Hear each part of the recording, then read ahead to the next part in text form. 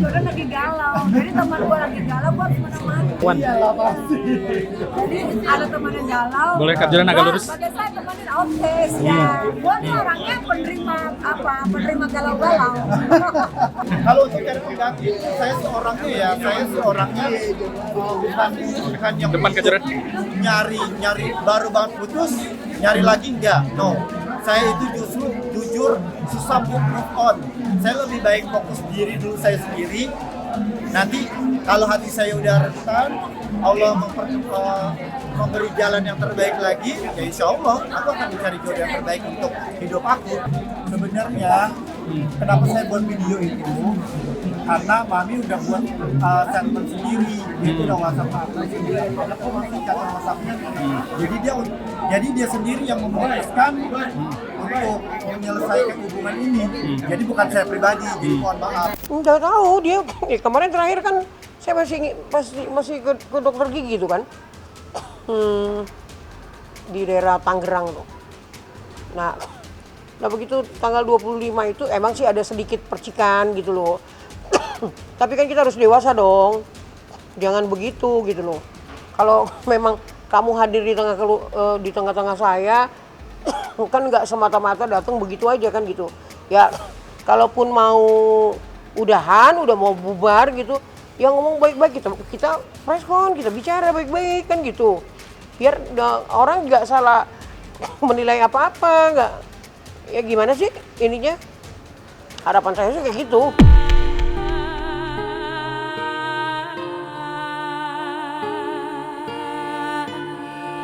Kan aku juga udah bilang, aku udah ngomong baik-baik, Ya kalau bicara sedih ya sedih.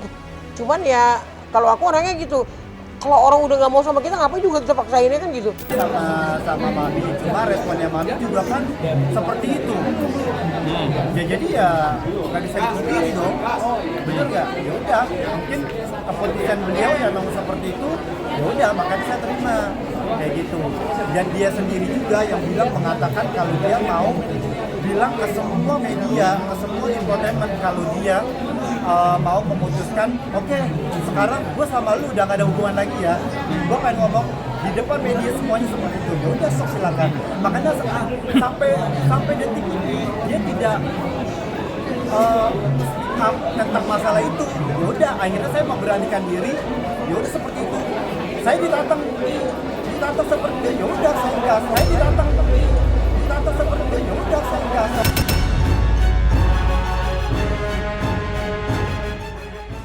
Ya nggak terima lah. Gimana mau nerima? Dewasa aja lah. Kalau toh juga udah nggak cocok, udah nggak ini atau gimana ininya, ya udah bicara baik-baik. Itu aja sih alasannya, baik-baik. Kalau toh juga udah nggak cocok, udah nggak ini atau gimana ininya, ya udah bicara baik-baik. Ekspresi yang ditampilkan oleh Rian, ekspresinya ekspresi ketawa segala macam. Itu cuman yang paling menentukan tuh bukan masalah ekspresinya dia, yang menentukan adalah cara dia menjawab ketika ditanya. Ketika ditanya sama teman-teman dia, gimana urusannya dia, gimana hubungannya dengan Ricis, coba lihat bahwa hampir selalu Rian itu menghindar untuk menjawab pertanyaan-pertanyaan seperti itu. Padahal kalau nggak ada apa-apa, benar-benar tidak ada apa-apa, nggak perlu menghindar biasanya, langsung dijawab aja. Hubungannya baik. Biasanya tadi rumah langsung cerita, nyerocos, udah ya, walaupun cuma sebentar gitu ya. Tapi ini kan enggak. Setelah ditanya beberapa kali baru bilang misalnya di rumah kah, atau baik-baik aja kah. Tapi setelah dicecer berkali-kali gitu loh. Dan itu pun dengan sambil lalu nggak melihat kamera, kadang-kadang pas jawab baik-baik aja mengkerut di sebelah sini. Dan itu artinya bahwa memang lagi ada apa-apa, tidak baik-baik saja. Gitu. Doa apa sih yang Kabarnya yang jadi kapan ya? Jadi kapan? Pokoknya filmnya film-filmnya keren banget. beda kamar sama di Ini gimana saya lewat? Ini gimana saya lewat? Masalah rumah tangga yang katanya goyang gitu gimana? Nggak ada, doain aja. Pengalaman umrohnya pokoknya film-film film mancing kafir aja nonton. Awas, doa. Aduh, sorry. Maaf ya. Baik-baik aja sama kayak Izin aku lewat ya, pokoknya intinya mohon doanya aja. Kayaknya namanya juga rumah tangga pasti ada berbagai masalah. yang soal Ricis, tremor dan trauma itu gimana? Makanya juga rumah tangga ya. Soal Ya memang dalam rumah tangga mereka ya memang lagi ada kurang bagus, itu yang saya lihat. Kenapa kayu ketemu kayu? Karena kadang-kadang dari perempuan ini agak sedikit punya power ya. Jadi dia punya power sedikit dan agak sedikit merasa jujur aja. Yang agak pusing memikirkan semuanya tuh yang perempuan. Yang laki-lakinya tuh tipikal orang yang santai, diem gitu. Jadi yang capek tuh yang perempuan sih. Dalam rumah tangga mereka ini memang ada cekcok dalam rumah tangga. Memang ada permasalahan yang saya lihat seperti itu. Tapi sih pelan-pelan ini mereka memperbaiki rumah tangga ini, memperbaiki supaya kedepannya tuh bisa rumah tangga ini bisa lebih langgeng, itu yang saya lihat. Nggak pernah. Saya nggak pernah galau, Mbak. Kita nikmati saja hidup ini. Yang penting kita semua baik-baik saja, sehat, dan kita saling menjaga satu sama lain, gitu aja. Dalam gugatan itu jujur saya katakan, saya juga tidak mau membentangkan secara keseluruhan. Ada etika profesi di sini kan. Sedangkan pengadilan agama ini tertutup untuk umum. Jadi kalau saya membeberkan isi peristiwa konstruksi hukum gugatannya itu ya mungkin agak mohon maaf ya. Saya kayaknya belum masuk ke posisi itu. Mungkin bisa nanti ditanyakan kepada Ibu Catherine langsung nanti pada saat sidang kedua. Dia akan beberkan. Jujur saya katakan, sebelum terjadi pengajuan gugatan ini ke Pengadilan Agama Kota Depok ini, saya sudah bertanya kepada klien saya, peristiwa hukumnya adalah 1, bahwa sudah tidak ada kesepakatan, 2, tidak ada anak, 3, dan juga tidak ada harta gono gini selama masa perkawinan itu. Jadi tidak ada yang perlu dipertengkarkan.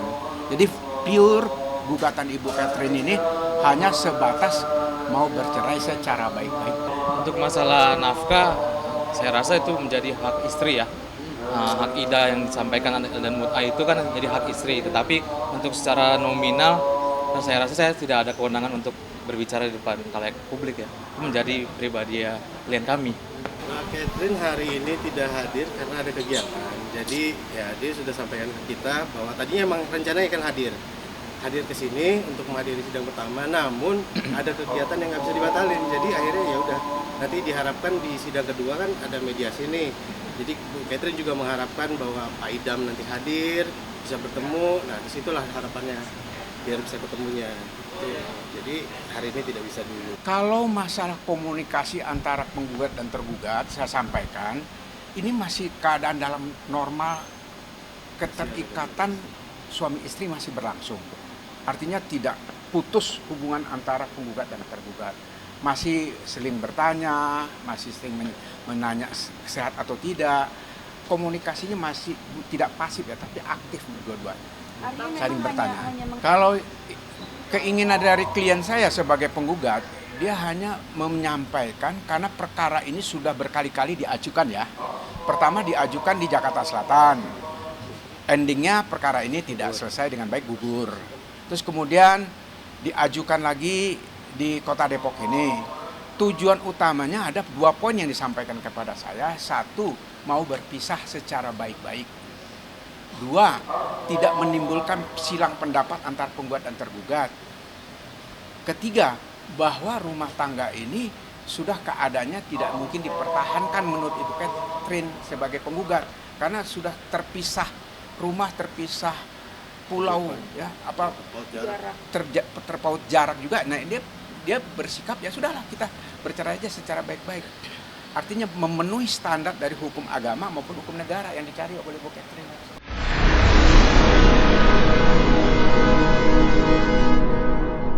Jadi jangan lupa untuk subscribe Cumi Cumi.